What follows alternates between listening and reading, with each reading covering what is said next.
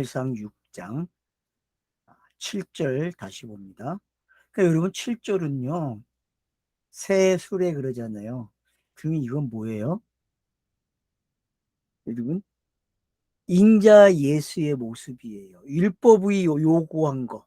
그 율법이 요구한 것 때문에 이 블레셋 땅에 지금 재앙이 일어났고 그 요구사항을 깨닫고 내놓는 거예요. 땅이. 그쵸?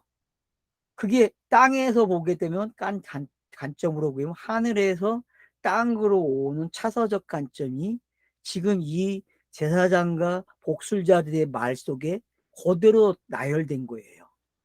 그러니까 그 나열된 의미를 여러분들이 이해를 하시게 되면은 성경이 계속 이런 방법으로 반복을 하고 있구나. 그러면 출애굽과 이 이야기가 어떻게 반복이 되고 있는지를 그래서 제가 줄을 거부라는 거 이야기하는 거고 그러면 여러분들이 분명히 다른 사건인데 다른 이미지인데 여기에 속내용 같구나 하는 걸 알게 돼요. 그래서 이걸 깨닫게 되는 순간 아마 여러분들은 신이 나서 잠을 못 잘 거예요. 잠을 잘 수가 없죠. 어떻게 이걸 깨닫는 잠을 자요. 잠이 안 와야죠. 성경을 계속 읽어야죠. 그래서 그걸 완성시켜야죠.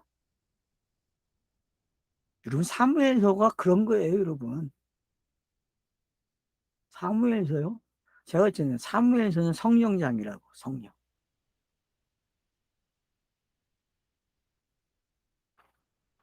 성령이 오셔서 자기가 어떻게 왔는지를 설명하는 거예요. 요한복음도 마찬가지죠. 그 사무엘과 요한복음은요. 매우 흡사한 동력장치가 되어져 있어요. 그걸 깨달으셔야 돼요. 여러분들이. 자, 그래서 보세요. 세수레를 하나 만든다 그래요. 그리고 멍에를 메어보지 아니한 젖나는 소 2마리. 그리고 소를 수레에 매요. 그리고 그 송아지는 떼어 집으로 돌려보냈다 그래요. 송아지는 돌려보내고 가는 거예요. 그럼 송아지가 누구겠습니까? 제자들이겠죠. 그죠? 제자들 아니에요, 송아지는. 만약에 우리가 이게 갖다 놓고 보면 쉽게 그냥 놓고 보면은 근데 이제 이걸 일단 그렇게 놓고 보기 시작하면은 이게 줄이 거지는 게 많아요, 여러분. 꾀가 뭐겠습니까? 그러면 성전이겠죠, 그죠? 꾀도 성전이에요. 소? 뭐예요? 그럼 번제에 쓰여야 할. 그래서 번제로 쓰여져서 이 자리에서 저 자리까지 가는 내용. 그게 공생애잖아요. 그죠, 여러분? 공생애예요, 공생애. 여기 블레셋에서 출발해서 어디까지 도착해요? 실로까지 가잖아요. 실로는 못 가죠? 아마 제가 알기로는 실로를 못 가고 어디까지 가요? 도우메들, 에베네셀까지 가죠. 그죠? 기랏 여아림이네. 기랏 여아림. 기랏 여아림으로 가거든요. 그 거기까지를 뭐라 그래요, 여러분? 공생의 기간 그러는 거예요. 공생의. 그래서 두 암소는 예수의 두 모습이죠. 인자의 두 모습. 육이 있는 신성을 가진 두 모습이 바로 이 두 암서의 내용에 들어있는 거예요. 그래서 이게 죽으면은 그 안에서 진리가 쑥 튀어나온다니까요. 번제를 드리면은. 그러면 이제 여러분들은 번제를 드려질 때에 이게 이런 거였구나라는 걸 깨달아야 되는 거죠. 마태복음을 공부하고 왔기 때문에 되게 쉬워요. 지금 본문이요. 제가 이야기할 때마다 여러분들은 지금 마태복음을 계속 소환해 오는 일을 하고 있어요. 그죠? 소환이 되고 있어요, 여러분? 저만 소환이 되는 게 아니죠. 여러분들도 소환이 돼야 돼요. 조금씩 조금씩 소환돼서 와야 돼요.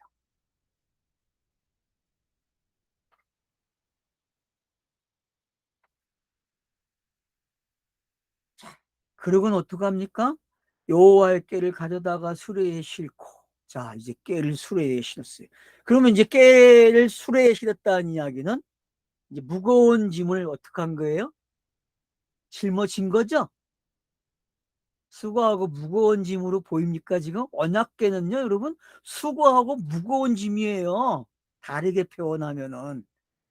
가장 정확한 표현일 수 있어요, 여러분. 십계명은 뭐다? 언약궤는 뭐다? 수, 그냥 수레 위에 올려놔야 된대. 그 새 수레에다가. 그러면 여러분, 새 술은 새 부대에 담아야 한다는 게 뭔지 이제 이해가 되잖아요. 구약에 담았던 거기다가 담으면 안 돼요. 왜냐?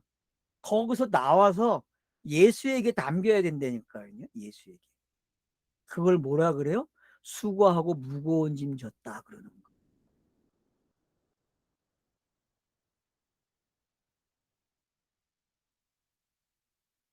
자, 속건제를 드릴 금을 만든 물건을 상자에 담아 깨 곁에 두고 그것을 보내어 가게 하고. 그래서 깨와 이 두 형상, 독점의 형상과 지의 형상이 같아지죠, 여러분. 그죠?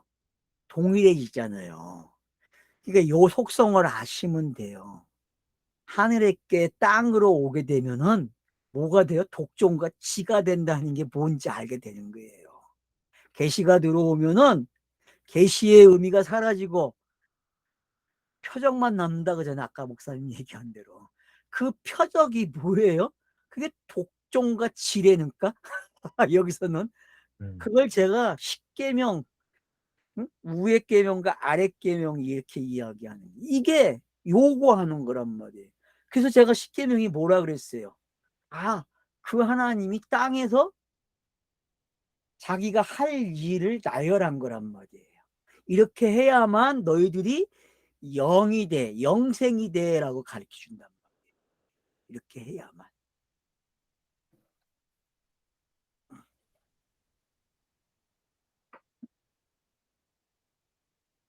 자, 그래서 자, 가게 해요, 이제. 그래서 보고 있어요. 그리고 어떡합니까? 만일 깨가 그 본 지역길로 올라가서 베세메스로 가면 이 큰 재앙은 그가 우리에게 내린 것이요. 이거 아주 중요한 말투입니다, 여러분. 성경의 말투는 다 이래요. 이게 선지자와 관계된 말투죠, 그죠? 참 선지자는 꼭 요대로 돼야 돼, 그죠? 아니에요, 여러분? 이게 목사님 꼭 고개만 끄덕거리세요. 이게 선지자의 속성과 같죠? 선지자가 말하면 응해야 되는 거하고 여기서 출발해서 그 베스메스로 가는 이야기는 같은 이야기가 돼야 된단 말이에요. 그래서 예수도 율법도 다 한쪽 방향을 향해서 가고 있다니까요. 그러면 율법은 어느 방향으로 온 거예요? 예수 방향으로 왔겠죠. 그죠? 예수는 어디로 가요? 그리스도의 방향으로 가고 있다니까요. 이것만 여러분들이 방향표시만 알아도 성경 읽기는 그냥 되는 거예요. 그러니까 이게 기본 베이스를 깔아줘야 된다는 거죠. 기본 베이스.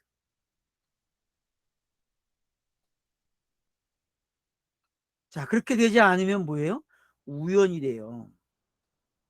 우연히 당한 사건이라는 거죠. 그래서 많은 사람들은 우연히 당한 사건으로. 왜? 메시아가 안 왔으니까요.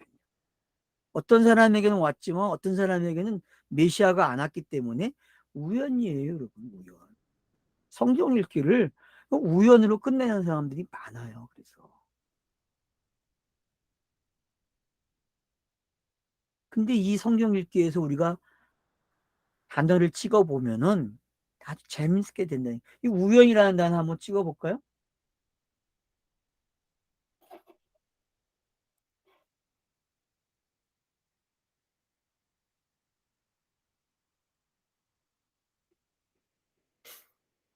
미크네, 만나진, 우연한 사건 또는 행운, 어, 일어난 어떤 일이 일어나다, 기회, 사건, 어근을 찾아가는 것, 일이 생기다, 생기게 하다, 지붕이나 바닥을 위해 대들보를 놓다. 대들보를 놓다, 만들다, 뭐 여러 가지 뜻이 있네요.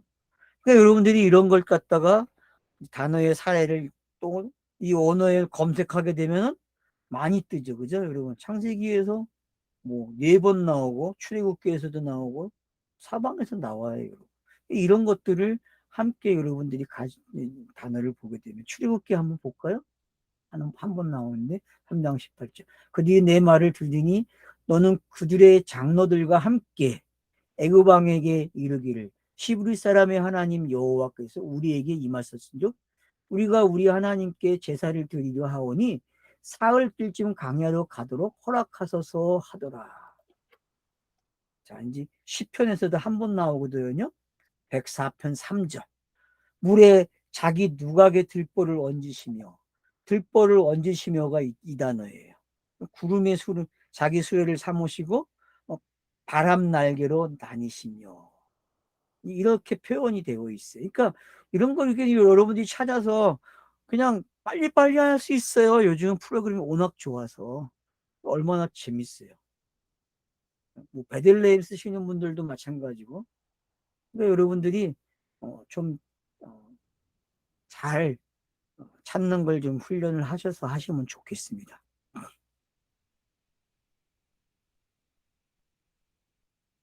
자, 그러면 이게 우연일까요? 필연일까요? 네, 성경은 우연인데 필연이죠. 성경은 이런 우연인데 필연이에요.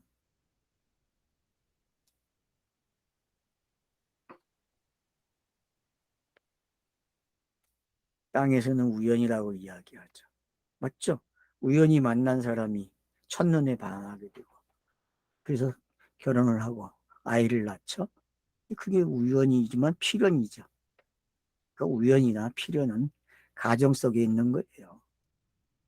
어떤 사람에게는 우연히 필연이 되고, 그냥 우연히 개꿈이 된 사람도 있는 거고, 서로 다르겠죠, 사람마다. 그러면 여러분 1절로 9절까지 보세요. 대제사장과 박사들이, 술사들이 이야기한 게 무슨 이야기인지.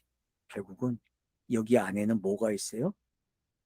그 하나님의 구원 계획이 설파됐다는 걸 알 수 있죠. 들켰죠? 누구에게? 블레셋 사람들에게 들킨 거예요, 여러분. 이방인들에게 지금 복음이 어떻게 전파됐는지 보입니까? 와, 거기까지 갔어, 벌써. 이야기가. 와, 그냥 왔다 갔다 하냐고 바쁘시죠? 그러니까 지금 여러분 이게 어?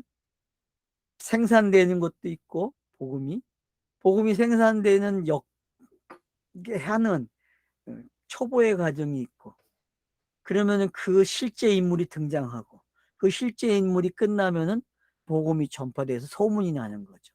그러니까 이런 것들이 어떤 글을 쓰는데 메시지의 어떤 구성원을 어떻게 이루는지를 알게 되는 거죠. 그래서 이런 구성법들을 여러분이 1절로 9절까지만 잘 캐치하셔도 지금 출애굽기 한 장을 다 읽은 거예요.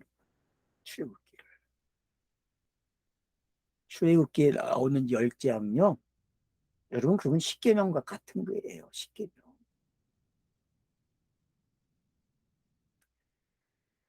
시간이 남으면 이제 십계명 가지고도 한번 장량을 쳐야 되는데 좀 더 면밀하게 한번 볼 때가 있겠죠. 대충 신명기에서 하긴 했으니까 여러분 신명기를 참고해 주셔도 되고요. 자, 10절로 갑니다.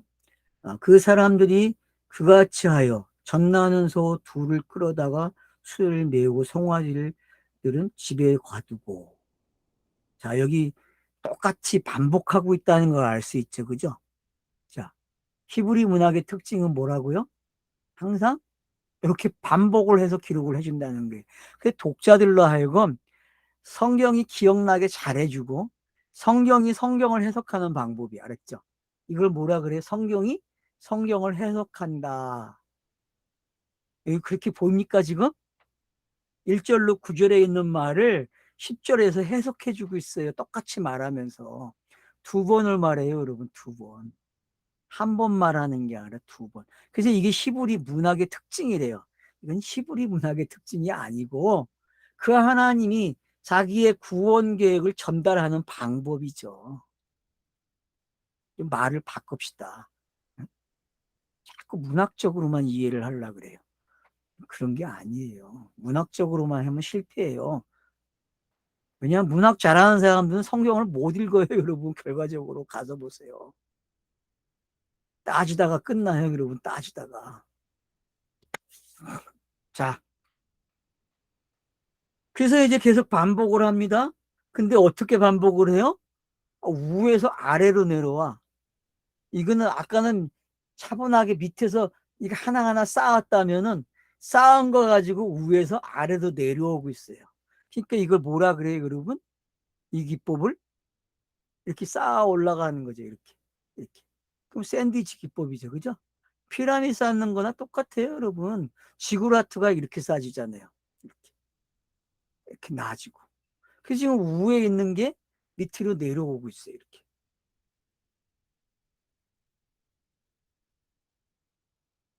그래서 이제 11절에는 거기다가 여호와의 깨와. 그 지금 6장의 특징은 뭐다? 여호와의 깨로 바뀌어 있다는 거예요. 여러분 이게 동그라미 크게 해놔야 돼요. 이걸 여러분이 그 이유를 찾아내야 돼요. 5장과 다른 이유를.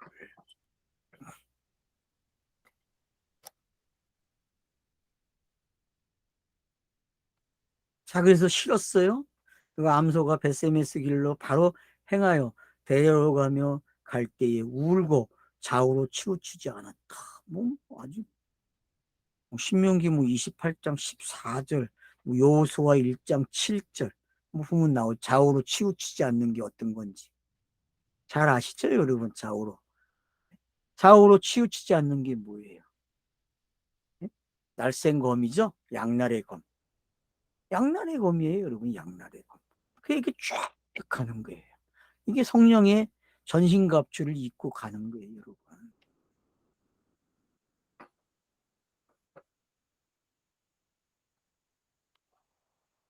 그래서 블레셋 사람들이 어디까지 따라가요? 그 경계까지 따라가는 거예요. 넘어가지를 못하고 거기서 끝나요, 여러분, 이야기가. 그러면은 블레셋이 가지고 있는 속성이 아주 재밌다는 걸 알게 됐죠, 여러분. 블레셋은 결국은 땅에서 영이 영이 되게 하는 가시 역할을 한다는 거죠. 가시 역할. 이 가시 역할이 뭔지 이 지금 이런 장면들이 잘 설명해 주는 거예요. 이게 율법이라는 놈은 가시잖아요. 푹푹 찔러서 어디로 가게 해요? 시온의 대로로 가게 해요. 근데 그 시온의 대로에 딱 길을 막고 있는 예수가 있다니까. 그 예수를 통과해야만 시온의 대로가 열린다니까, 여러분. 그 시편에 나오는 시온의 대로 잘 읽어야 돼요, 여러분.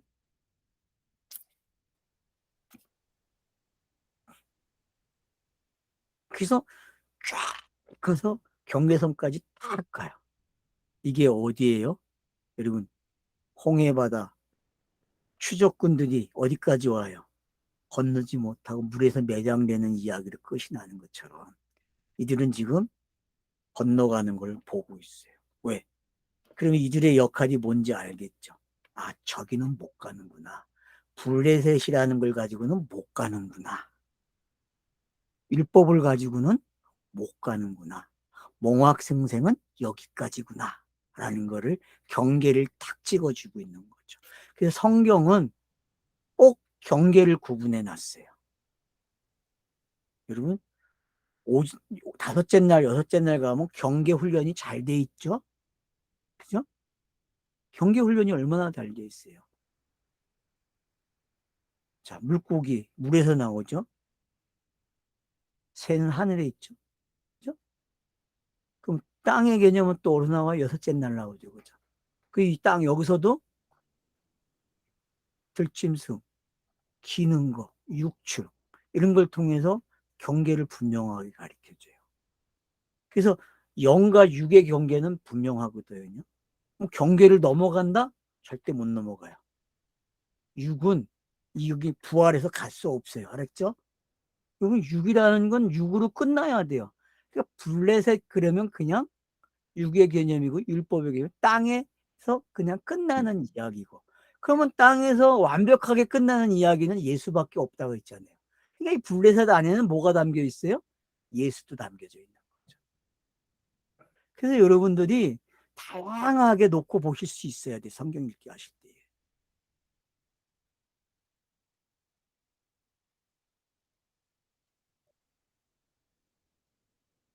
자, 그래서 이제 베스메스 사람들이 도착하는 거 보고 어때요? 골짜기에서 밀을 베다가 눈을 들어 고개를 캐를 보고 그 본 것을 기뻐했다 그래요. 밀을 베다가 눈을 들어 보니까 오고 있는 거예요. 그래서 기뻐했대요. 단어 가지고 참 말만 들으냐고 바빴죠, 그죠? 그럴싸하죠? 예. 그러니까 이제 뭔지 알겠죠, 여러분? 감이 오잖아요. 그러면 베세메스 사람들은 어떤 사람들인지, 그리고 그 깨가 싹 성취해서 오는 거예요. 그럼 밀을 베다가 일을 하는 사람들이잖아요. 땅의 것을 먹기 위해서 일을 하잖아요. 근데 밀의 역사는 어디서 시작됐어요? 성경에 이삭, 이삭이 이걸 심으니까 몇 배를 얻어요?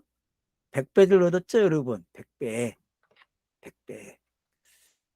그러니까 100배를 얻는 이야기가 어떤 건지 여러분 아시면 돼요. 그래서 밀을 경계선까지 딱 갖고 이 사람들은, 그리고 이어받는 사람들이 벳세메세 사람들이 딱 받아요. 그래서 꾀를 보고 기뻐합니다. 눈을 들어보고, 눈을 들었다 그죠? 여러분, 눈을 들었다는 의미도 좀 잘 생각해 보세요. 그래서 이걸 단어를 찍으면요 정확하게 알 수 있어요. 제발, 그러니까 찍어야 할 때 가서는 꼭 찍으셔야 됩니다.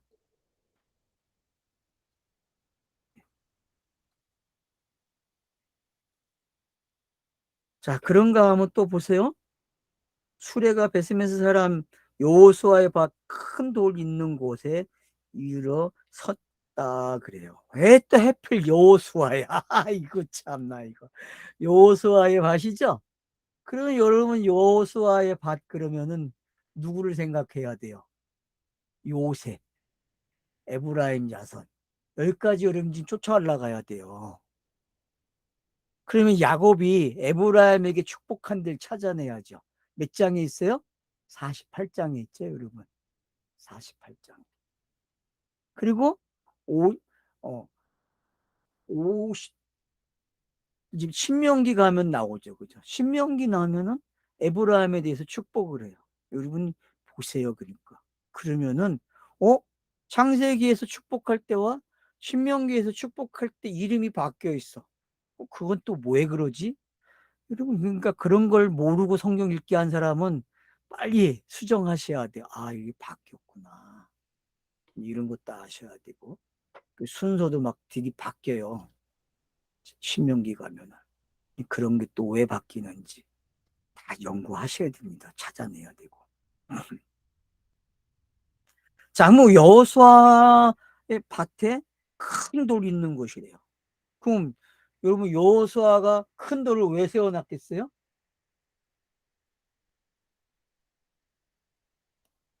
출애굽에 대한 경험을 기록해 놨겠죠. 그리고 가나안 정복에 대해서 기록해 놨겠죠. 그죠? 그러니까 여러분, 이 말은 뭐예요? 그냥 여호수아 그러면 돼. 알았죠? 여호수아서예요. 여호수아서. 돌 이야기 나온 거. 여호수아. 여호수아서를 지금 여기다가 돌로 갖다 놨어요. 그냥 여호수아 돌 그렇게. 알았죠? 밭에 큰들. 밭이 뭐예요, 여러분? 밭이 성경이잖아요. 성경 문자들. 문자들이 있는 곳이 밭이잖아요. 예? 그래서 밭전자 쓰면은 어때요, 여러분? 어? 밭전자 쓰면은 사방 딱 맞고, 아, 십자가 그리면 밭전자잖아. 아니에요? 거기에 큰 돌이 있다니까. 그러면 성경의 이야기는 뭐다? 아, 사방으로 읽은데 그 사방 이야기는 십자가네? 근데 거기 돌이 나 있어. 그러니까 뭔지 알겠죠, 여러분? 그 갈라져서 물이 나와야 되겠죠, 그죠? 물 안 나오는 돌은 필요가 없어요, 여러분. 물이 나와야 돼요, 반석에서. 반석은 항상 틈이 생겨야 돼, 알았죠? 갈라져야 돼요.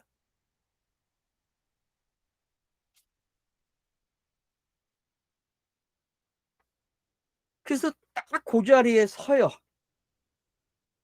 우리가 수레에 나무를 패고 그 암소들을 번제물로 여호와께 드리고. 그러니까 여러분 지금 창세기로부터 신명기까지 지금 저자가 싹 다 집어넣은 거 이해가 되죠? 나 같은 선지자가 모세였잖아요. 그죠? 모세가 선지자였고 나 같은 선지자가 지금 선지자로서 그 이야기를 똑같이 가져온 거예요. 모세 오경이 여기에 어떻게 들어와 있는지 찾아내면 여러분은 진짜 성경 잘 읽는 거예요. 어휴, 도전해야 될 계기가 좀 생깁니까? 제가 막 도전할 수 있는 그 분량을 막 던져놓고 있는데 도전하려고 하시는 분 손 좀 들어보세요. 예? 내가 꼭 하겠다 하시는 분. 어? 내가 모세 오경을 여기서 찾아낼 거야. 아주 산산조각을 낼 거야. 그래가지고 마태복음하고 또 연결시켜서 내가 볼 거야. 마태복음 산상수훈 가면 뭐 다 나오는 것 재밌죠, 그죠? 뭐 족보만 봐도 다 알죠, 마태복음에서는.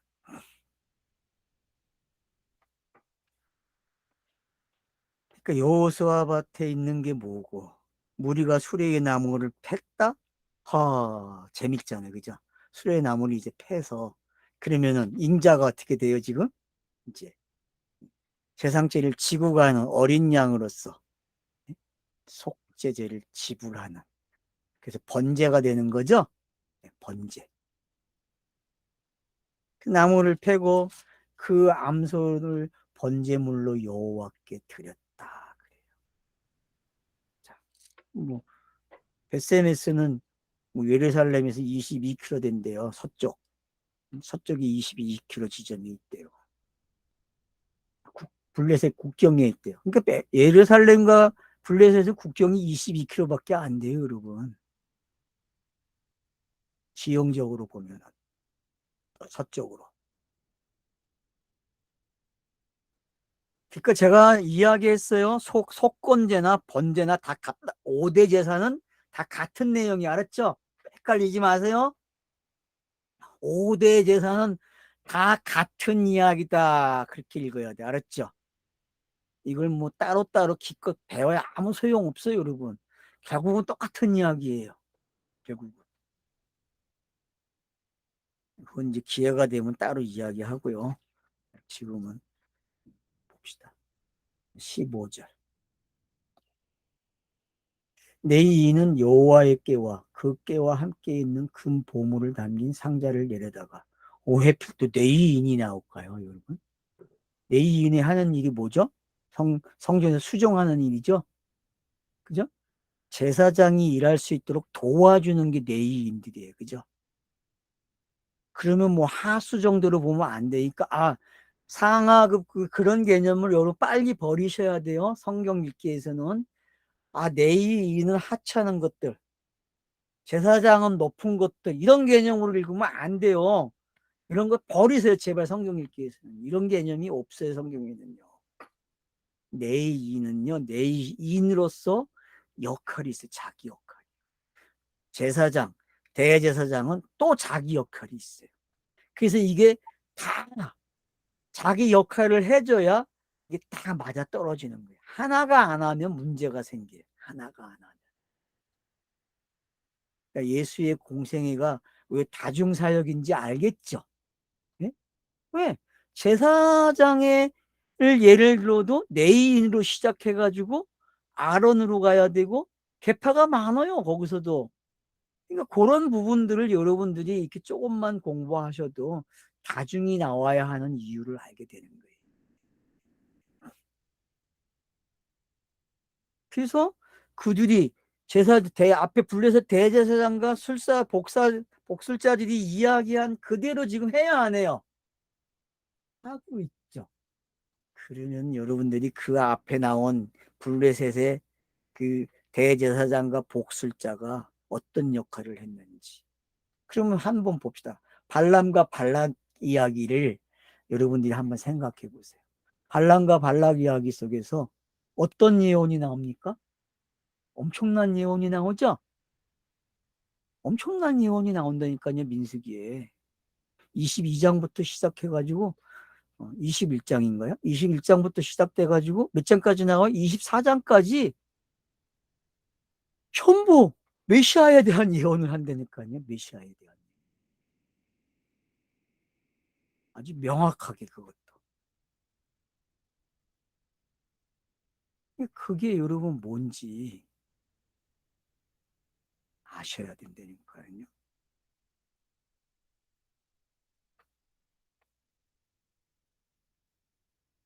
그래서 여호와께 번제와 다른 제사를 드리니라. 블레셋 다섯 방백이 이것을 보고 그날에 에그론으로 돌아갔더라.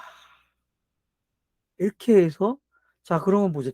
6장의 두 번째 단락이 어떻게 끝을 맺고 있는지. 여러분 지금 1장에서 1절로 9절까지 이 내용 한번 본인들이 요약을 해보세요. 그리고 10절로 16절을 또 요약을 해보세요. 근데 기존에 해왔던 방식으로 요약을 하지 마시고요. 제가 쓰는 방법, 여호와의 개념, 여호와 하나님의 개념, 성령의 개념, 뭐 이런 개념들 가지고 한번 해보란 말이에요. 아니면은 창세기 걸 갖다 놓고 창세기 1장을 갖다 놓고서 아 이건 맺힌 날, 이건 맺힌 날, 이건 맺힌 날 이렇게도 갖다 놓고 한번 해보세요. 어떤 거든 해도 다 맞아요, 여러분. 또 출애굽기 갖다 놓고 출애굽기 방식으로 아 이건 맺지야, 이건 맺죠. 아니면 모세 오경을 갖다 놓고 오경을 가지고 한번 놔보라니까요. 이 이야기가 지금 어떻게 구성이 되고 있는지. 그 여호수아도 갖다 놓고 한번 보시고. 그러다 보니까 성경이 아 통일성이 있구나. 하나의 이야기네 그러는 거예요. 다양적인 표현이죠. 그죠? 다양적인 표현이 각각 다른 표현들이 근데 통일되어 있어요. 어떤 게? 아, 메시아, 예수가 그리스도가 되는 이야기를 통일이 되어 있네. 그러면 이제 교회에서 여러분들이 다양성과 통일성을 배웠단 말이에요. 성경 공부할 때에. 그죠? 배웠다고 공부 좀 한 사람들은 교회에서 그때 배운 그 다양성과 통일성을 그런 방식으로 이해하지 말고 이제는 새롭게 이해하시란 말이에요. 아, 성경의 각 건이 뭐예요? 다양성이고 각 장이 뭐예요? 다양성이고 각 단원이 뭐예요? 다양성이에요. 근데 한 장 안에 한 책 안에 어떤 내용이 있어요? 다 인자 예수가 그리스도가 되는 이야기잖아요.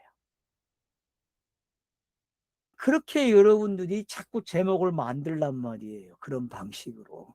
그걸 쥐어짜내서 하려니까요. 안 돼도 하세요. 그게 기도예요, 여러분. 성경책 읽으면서 그걸 하셔야 돼요. 본인들이 문단 나누기를 하세요, 제발. 문단 나누기가 익숙해지면은 어떤 방식을 하라고요? 성경학자리 하는 방식. 샌드위치 기법을 한번 활용해 보세요. 본인들이 만들어 보란 말이에요. 그러다 보니까 다양한 눈이 생겨요, 여러분. 그게 훈련이 돼 있으면요. 제가 하고 있는 방법을 다 소개한 거예요, 지금요. 그럼 내가 언제 했어? 책도 안 보는 사람이 다 해놨어요. 머리가 다 기억하고 있어요. 말만 하면 다 나와요. 그러니까 여러분 공부하세요. 공부하셔야 돼요. 예, 쉬었다 합시다.